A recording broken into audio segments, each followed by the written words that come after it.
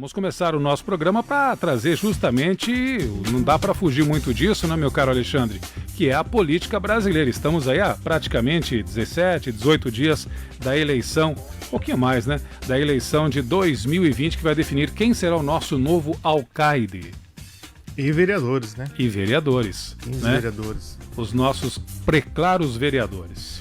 Justamente, Moacir, e dentro daquilo que a gente tem conversado aqui sobre os dados, né? A gente tem aquele núcleo de infodados do H2Rosa, em conjunto aqui com a Rádio Clube, Marco Zero, a gente tem destacado vários números. E para aprofundar uns dados que a gente trouxe na semana passada, a gente convida agora o professor Daniel Medeiros, que é doutor em Educação Histórica, autor do livro Um Guia Prático sobre a Democracia para Jovens. Bom dia, professor, tudo bem? Bom dia a todos. Obrigado por aceitar o convite para aprofundar esse tema tão interessante e determinante para a nossa cidadania. Ok, o prazer é todo meu, né? Estou à disposição. Professor Daniel, posso chamá-lo de professor, de Daniel? Tranquilão?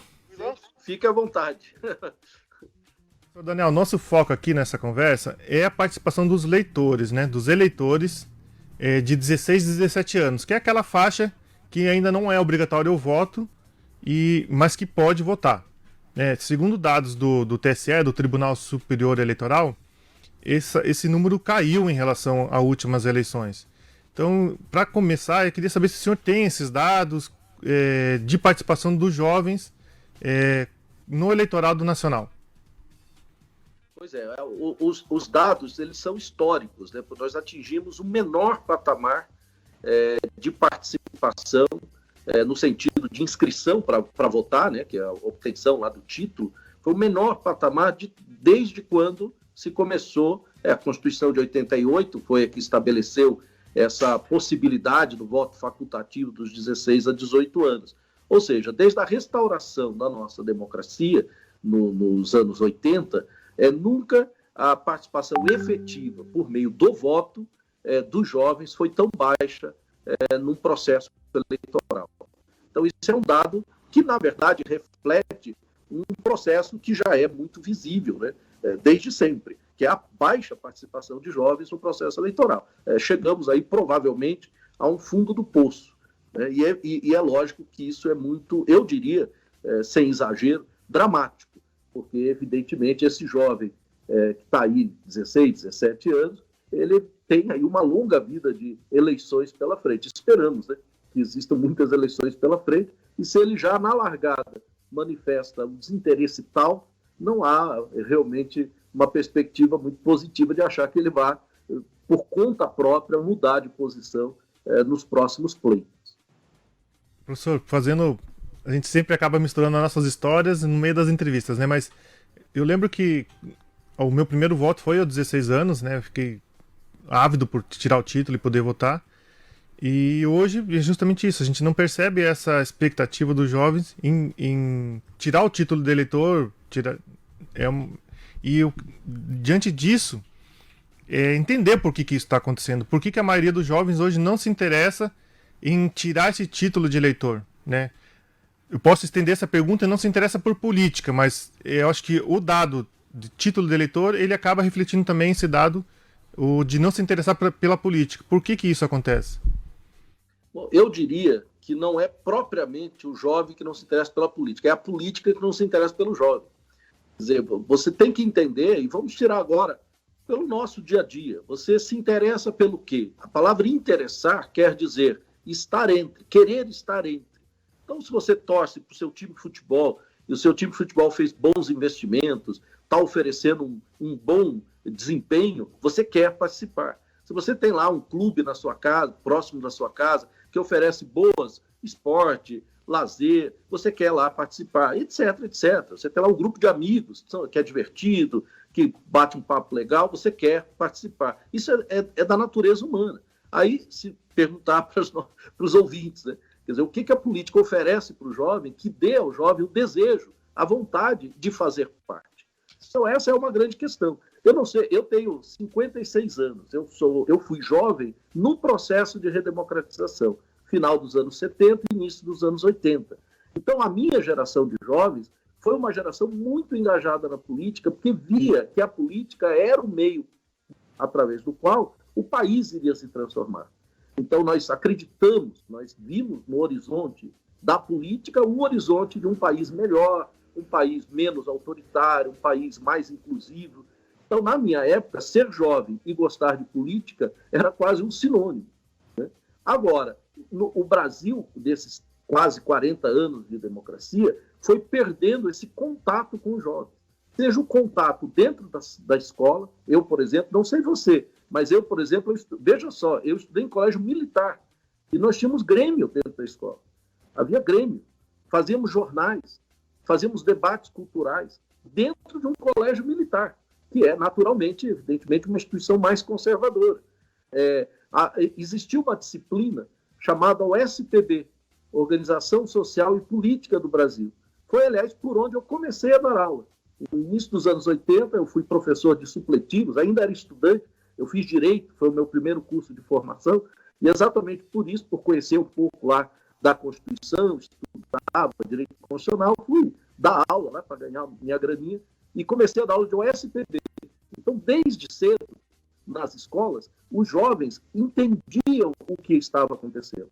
Hoje, se perguntar nas ruas, eu não sei se é uma pauta que vocês já realizaram, se o jovem sabe o que um vereador faz, se o jovem sabe qual é efetivamente a função de um prefeito e qual é a relação de vereador com deputado estadual, com deputado federal, dificilmente você vai ter respostas corretas em relação às funções. Se você não sabe sequer como funciona a regra do jogo, como é que você vai se interessar pelo jogo? É como eu, evita dizer, eu assisti no beisebol. Eu não entendo nada de beisebol. Eu não consigo gostar de beisebol porque eu não conheço as regras. Como gostar de democracia, como participar de eleição. Aí é natural também se dizer, mas o jovem deveria se interessar. E aí a gente fecha o ciclo. Por que o jovem deveria se interessar se não há nada de atraente que o puxe para querer votar, participar, debater, conhecer coisas a respeito da política? Esse é o ponto que chegamos. Esse é o ponto. E isso explica um pouco, então, o fato de nós termos hoje, entre o eleitorado brasileiro, pouco mais de 1 milhão de eleitores com 16, 17 anos, sendo que esse pouco mais de 1 milhão de 16, 17 anos não representa 5% da população nessa faixa etária no país inteiro. Veja, de cada 20 jovens que poderiam votar, né, um está inscrito para votar. Perceba que esses jovens, eles poderiam ter decidido, digamos, por hipótese, né, só por hipótese, eles poderiam ter decidido a última eleição presidencial. O voto jovem poderia ter alterado, seja dando, pelo contrário, ampliando a votação do presidente eleito ou alterando o resultado da eleição. É uma força política considerável do ponto de vista mesmo do eleitorado nacional. Lógico que esse percentual varia de município para município, mas eu não tenho dúvida que se todos os jovens entendessem que o fato do voto não ser obrigatório não implica dizer que o voto é uma obrigação cívica, uma obrigação, inclusive em relação à vida pessoal deles, porque o eleito vai decidir o destino do dinheiro que a família dele paga na forma de impostos e nos serviços sociais que ele mesmo usufrui. Se apenas essa compreensão de que esta conexão que existe fosse bem clara, com certeza nós teríamos um quadro diferente. Sim. O senhor falou antes, no teu comentário anterior, na tua resposta anterior, sobre o fato de, na largada, já apresentar essa característica, né, esse problema. Então, diante dessa largada patinando, digamos assim, eu diria, qual que é a importância dos jovens participarem da política, né, de aproveitar essa oportunidade de não só de votar, mas de participar de todo um processo de cidadania? Eu vou lhe dar uma resposta que, já peço desculpa antecipadamente, pode parecer redundante, mas que não é, seríssima. É porque simplesmente são eles que vão ter que carregar esse piano nos próximos 40, 50 anos. Eu estou com 56 anos. A natureza, infelizmente, me dá uma limitação de vida. A eles, não. O jovem hoje com 18 anos tem pelo menos, né, com uma vida normal, mas 60 anos de vida. Então, a responsabilidade por esse mundo nos próximos 50, 60 anos é desta geração. E aí veja como isso é dramático, que foi a palavra que eu usei.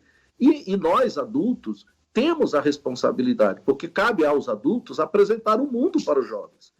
Nós, professores, mídia, pais, todos aqueles que têm discurso, que têm voz, precisam usar essa voz para apresentar o mundo para os jovens. Lembrar coisas que são todas muito básicas. Nós vivemos em coletividade. A ilusão de que nós somos indivíduos, que fazemos o nosso próprio caminho, que ninguém se mete na nossa vida, que a gente vai ser aquilo que a gente quiser, não passa disso. Uma ilusão. Nós vivemos sempre conectados. Eu sempre comparo, Alexandre, a democracia com um elevador de prédio social ou prédio comercial. Democracia é aquele lugar desconfortável, mas que leva todo mundo para o lugar que todo mundo quer ir, sem deixar ninguém de fora. Então, essa é a grande ideia da democracia. Ela não é uma coisa maravilhosa do ponto de vista de conforto, de bem-estar. Ela, na verdade, ela busca garantir dignidade a todas as pessoas.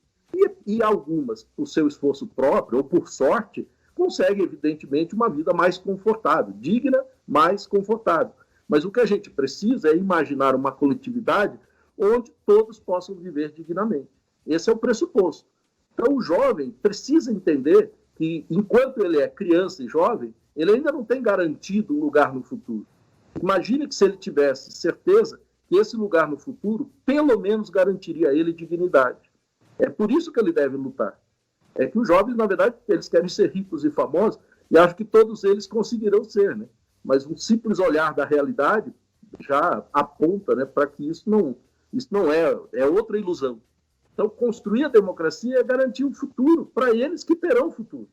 Eu até, às vezes, digo, semana passada estava em São Paulo falando para jovens, e eu dizia assim, às vezes eu penso um pouquinho em ser egoísta. Já estou iniciando aqui o meu último cavalo de existência, eu podia pôr esse meu cavalo na sombra e cuidar da minha vida. Seria razoável, mas eles não têm, não têm essa opção. Eles precisam cuidar do futuro deles. Sim. Professor Daniel, o senhor citou antes as pessoas, né, com condições de transmitir algum conhecimento aos mais jovens, que façam isso, né, que não deixem passar o tempo. Então a pergunta que eu te faço agora é nesse sentido. A partir de que idade nós, adultos, né, a partir de que idade que nós devemos olhar para os pequenos, para os jovens, para os adolescentes e para os jovens e começar a introduzir essa conversa política na realidade deles, né?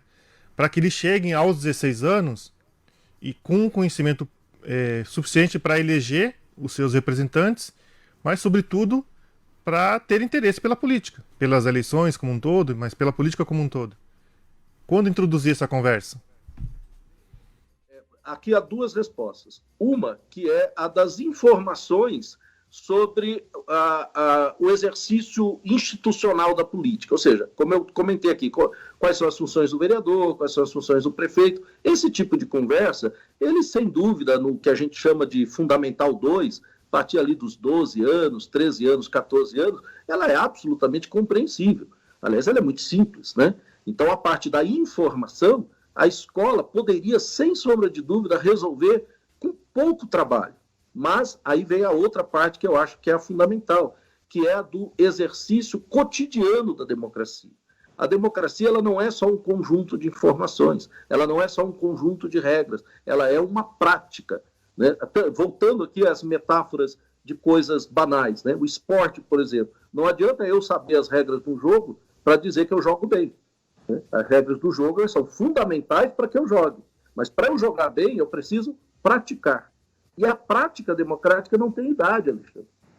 Vou te dar um exemplo de uma prática democrática que nós estamos fazendo nesse momento. Escutar. Você está me escutando, eu estou escutando você.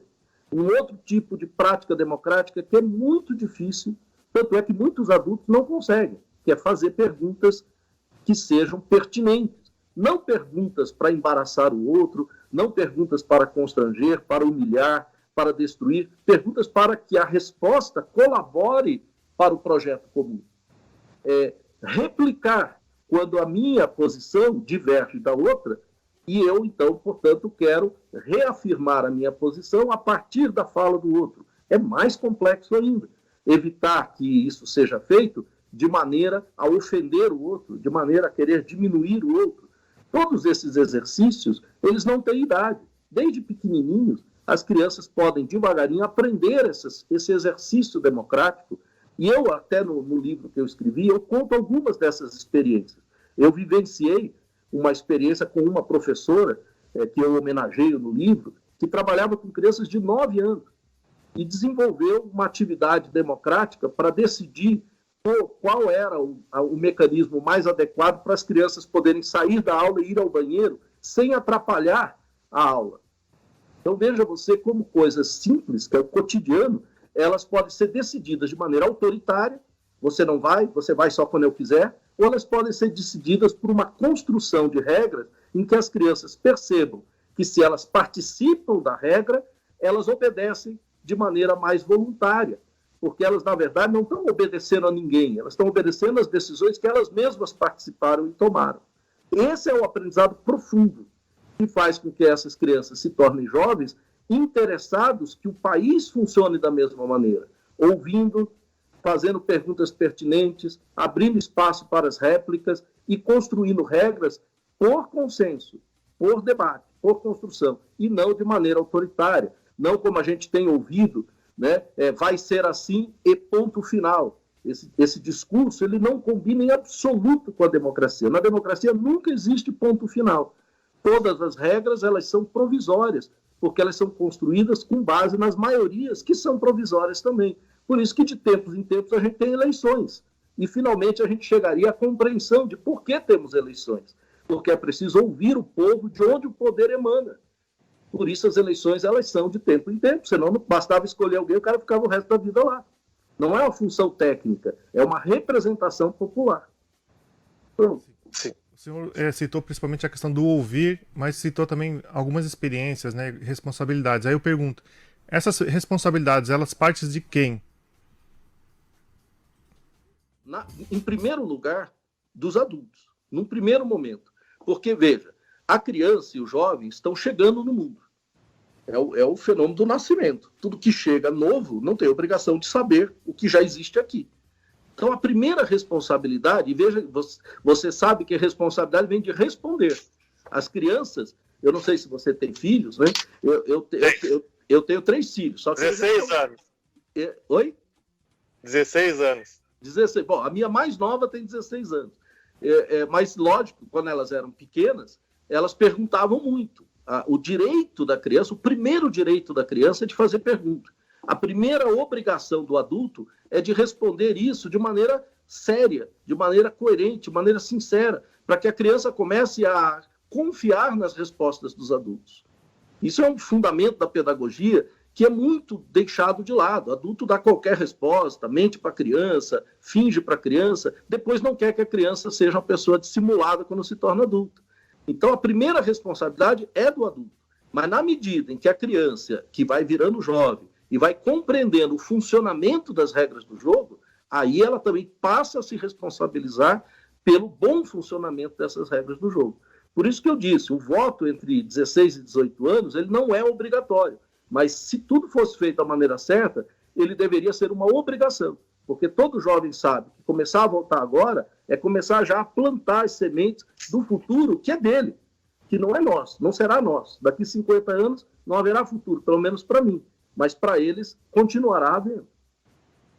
Sim. Então, quando o senhor diz adulto, adultos são pais, professores, todos os adultos diretamente ligados a esse jovem. Eu diria que, particularmente, a escola. A escola, hoje também se debate muito isso. Não, a educação começa na família. Ok, o papel dos pais é de proteger os filhos do mundo. O papel da escola é apresentar o mundo para os jovens. Então, os pais têm uma função, e é natural, e é louvável, de proteção. Lógico, as crianças precisam ser protegidas. E é lógico que, na medida do possível, os pais podem colaborar com essa primeira apresentação do mundo. Mas é a escola que, ela sim, tem esse papel de ser um simulacro de espaço público. A escola não é o espaço público, mas ela é um simulacro, ela é um laboratório. É onde esses exercícios democráticos precisariam ser efetivados desde o comecinho. Certo, professor. Eu estou aqui com o Moacir, meu colega de bancada, e ele vai apresentar alguns dados do eleitorado de Foz do Iguaçu e também dos candidatos de Foz do Iguaçu, no que diz respeito à faixa etária. Eu só vou pedir aqui para o Moacir a gente fazer um teste e ver se o senhor consegue acompanhar aí de onde o senhor está, né? Só explicando para o ouvinte, o professor Daniel está lá em Curitiba, a gente está aqui por Skype. Vamos lá, Moacir? Vamos lá então, professor, boas explanações. Vamos com os dados, algumas questões que envolvem a nossa querida e amada Foz do Iguaçu nessa nossa empreitada aqui dessa manhã de sábado. A responsabilidade de eleger prefeitos e vereadores que conduzirão Foz do Iguaçu administrativa e politicamente pelos próximos 4 anos está nas mãos de 183.306 pessoas, segundo o Tribunal Superior Eleitoral, TSE. Esse é o número de eleitores aptos a ir às urnas no pleito de 15 de novembro. Nas eleições municipais deste ano, apenas 88, ou seja, 0,05% jovens de 16 anos têm título para votar. Com 17 anos, 422, ou 0,23% iguaçuenses, poderão participar da escolha dos representantes da Prefeitura e no Legislativo. 4 anos atrás, eram 943, ou 0,57% dos eleitores com 16 anos e 2.114, 1,28%, com 17 anos inscritos. Em Foz do Iguaçu, apenas 30 dos cerca de 360 candidatos ao posto de vereador estão enquadrados na faixa etária mais baixa da lista, que vai dos 18 aos 29 anos de idade. Não chega a 9% do total, ou seja, o candidato mais novo é Felipe Pilger Eid, do PSL, que completou 19 anos em abril deste ano. É isso, professor. Obrigado, Moacir. O Moacir aqui esse vozeirão, então as honras da casa é por conta dele. Mas, professor Daniel, os dados de Foz do Iguaçu confirmam esse retrato nacional, esse cenário nacional? Pois assim, é o que a gente começou falando. É uma coisa trágica, né? Que se tenha uma participação, praticamente um risco, né? No percentual dos jovens, cuja legislatura que vai se iniciar vai incidir diretamente sobre decisões de segurança ali municipal, de educação municipal, que aí sim é o papel forte do município, saúde, em menor escala, mas também o município com papel importante, mobilidade. Então, vários serviços, várias decisões que vão afetar a vida dos jovens, não contará com a participação deles. É fato, aqui só um parênteses, que a pandemia ela deve ter tido aí um elemento, digamos, dessa variação realmente mais expressiva, né, na curva, né, dessa diminuição mais acentuada. Mas, como nós sabemos, essa participação de jovens sempre foi muito pequena e ela vinha caindo. Então, ok, temos aí a pandemia que atrapalhou principalmente as datas, né, do tribunal, enfim, foi bem ali naquele período ali de maio que a pandemia estava braba, né? Ok, mas sem dúvida esse desinteresse dos jovens, ele revela essa desconexão entre política e juventude. Mas eu queria acrescentar mais uma coisa em relação ao outro dado, que é a dos jovens candidatos. E há um outro elemento que eu acho fundamental de discutir urgentemente, que é a democratização dos partidos políticos. No Brasil, para quem não sabe, né, as pessoas só podem se candidatar por partidos. E os partidos são, no Brasil, muito pouco democráticos. Muitos jovens, inclusive jovens talentosos, buscam representação nos partidos, que muitas vezes são controlados por caciques eleitorais, pessoas que às vezes estão à frente da direção do partido por 10, 15, 20 anos, e que, evidentemente, controlam esse acesso ou não de candidatos para a disputa eleitoral e, pior ainda, né, controlam também a distribuição dos fundos partidários para esses candidatos. Agora, recentemente, o Supremo, tentando aí dar uma direção, estabeleceu as cotas na distribuição do fundo partidário. Por quê? Porque isso fica na mão do presidente do partido. Então, veja a importância de a gente ter, para resolver o problema, mais democracia. Nós precisamos de mais democracia. Democracia na escola, democracia nos partidos, precisamos de mais informação sobre democracia, É preciso retomar nas escolas essas informações, a mídia, né, os meios de comunicação precisariam, sei lá, criar. Por exemplo, hoje nós estamos fazendo isso, o que eu agradeço muito, espaços para discussão sobre o que está acontecendo e por que esses problemas ocorrem.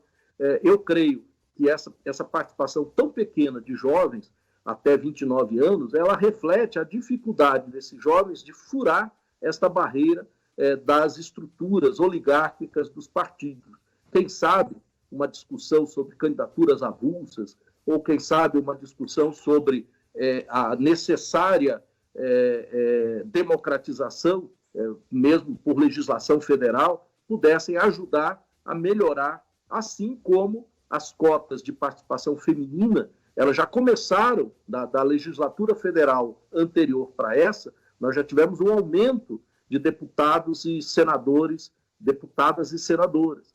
Né? Quem sabe essa implementação agora voltada para jovens possa trazer algum tipo de resultado.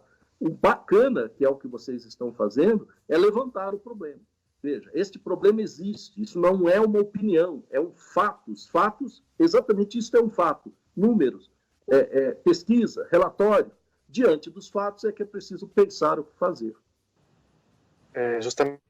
Professor Daniel, a gente não tem tempo aqui e não vai ter condições de falar sobre a participação feminina nessa entrevista, sobre a participação dos negros, mas todos esses dados que o senhor apontou agora nessa sua última colocação, a gente, nesse núcleo de pesquisas aqui, Portal H2Foz, Rádio Clube, a gente tem trazido toda semana dados e feito comentários sobre e as relações, né, das regras, das cotas, do TSE, do Supremo também, do STF, de tentar regular e tentar ser mais democrático. Mas para a gente fechar a nossa conversa, professor, o tempo é curto, mas eu não posso deixar de perguntar o que representa o 25 de outubro e por que ele é o Dia da Democracia. Pois é uma data triste que precisa ser lembrada, como vários desses dados tristes precisam ser lembrados para que a gente pense em melhorar o país. Dia 25 de outubro de 1975 foi o dia do assassinato do jornalista, né, seu companheiro de trabalho, Vladimir Herzog, né, ele que era um jornalista muito conhecido, aceitado, e foi levado, né, para uma das dependências que eram controladas pelo Exército e não voltou mais. A família foi procurada, ele acabou, enfim, os militares disseram que ele tinha se suicidado. Né? Então, a morte de Vladimir Herzog, ela é, sem dúvida, o fundo do poço do autoritarismo, do voluntarismo, de um tipo de política que não inclui as pessoas, que não tolera, que não respeita, e que, evidentemente, a gente não quer mais para o nosso país. E foi em boa hora que se usou esse dado triste para marcar o Dia da Democracia, para mostrar aquilo que não queremos e exatamente aquilo que precisamos construir. Mas assim, Inclusive, tiveram que mudar, o Estado brasileiro reconheceu o assassinato e mudou o laudo da morte, né? O laudo do Herzog. A alegação de suicídio, ela era, assim, realmente um assinte, era uma ofensa, foi uma ofensa para a família, inclusive, a despeito disso, na época, o Vladimir Herzog era judeu, e o rabino de São Paulo autorizou o enterro dele na ala dos justos, né? Porque para os judeus, assim como para os católicos, o suicídio é um pecado, né? Mas não, desde o princípio sabia-se que aquilo era um assinte, que aquilo era realmente um deboche, e que exatamente é isso que os regimes autoritários fazem. É o profundo desrespeito pelo cidadão, não só pelo que ele pensa, a sua divergência, que Vladimir Herzog tinha divergências com o governo, mas não era um homem ligado a atos violentos, não era um homem ligado a soluções violentas, era um cidadão, assim, realmente muito importante, e a morte dele realmente é esse trauma que nós precisamos lembrar o tempo todo para não repetir nunca mais. Professor Daniel Medeiros, muitíssimo obrigado pela sua participação aqui no Marco Zero. Gostei demais, assim, da sua análise. E fica o convite aberto para os outros momentos, quando quiser debater juventude, política, falar um pouco mais sobre um guia prático sobre democracia para jovens, né, o seu livro. Espaço aberto para o senhor e, mais uma vez, muito obrigado. Eu que agradeço, parabéns pelo trabalho de vocês e, realmente, a hora que você precisar e quiser, eu estou à disposição. Claro. Ótimo sábado para o senhor e um bom final de semana. Um abraço, professor. Até mais.